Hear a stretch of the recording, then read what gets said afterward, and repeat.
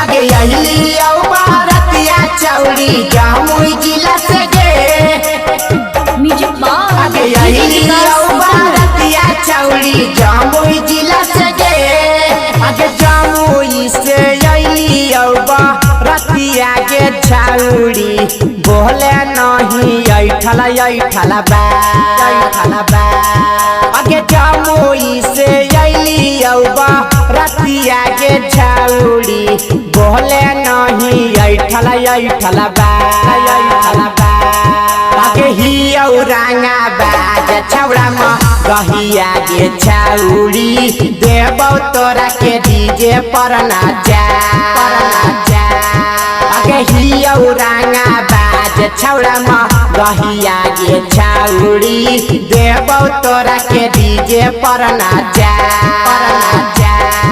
आगे नाबादा से अइली रतिया के छौड़ी बोले नहीं ऐठला बा आगे ही रंगा बाज छौड़ा में गहिया के छौड़ी देबौ तोरा के डीजे पर नाचा आगे ही रंगा बाज छौड़ा में गहिया के छौड़ी देबौ तोरा के डीजे पर नाचा नचाई देबौगे छौड़ी नचाई देबौगे हे गे नचाई देबौगे छौड़ी नचाई देबौगे हियो जमुई जिला के छौड़ा तोरा नचाई देबौगे हियो लक्ष्मीपुर के छौड़ा तोरा नचाई देबौगे आगे लक्ष्मीपुर से अइली रतिया के छौड़ी बोले नहीं ऐठला बा आगे बटिया से अइली रतिया के छौड़ी बोले नहीं ऐठला बा आगे ही रंगा बाज छौड़ा में गहिया के छौड़ी देबौ तोरा के डीजे पर नाचा आगे ही रंगा बाज छौड़ा में गहिया के छौड़ी देबौ तोरा के डीजे पर नाचा पटाई लेबौगे छौड़ी सटाई लेबौगे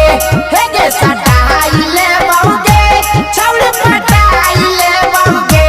हियो बनाटी के छौड़ा तोरा पटाई लेबौगे हियो जमुई जिला के छौड़ा तोरा पटाई लेबौगे गे छौड़ी आगे बांका जिला से अइली रतिया के छौड़ी बोले नहीं ऐठला बा आगे मल्लेपुर से अइली रतिया के छौड़ी बोले नहीं ऐठला बा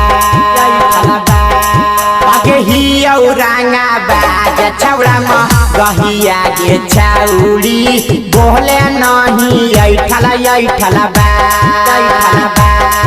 आगे ही रंगा बाज छौड़ा में गहिया के छौड़ी देबौ तोरा के डीजे पर नाचा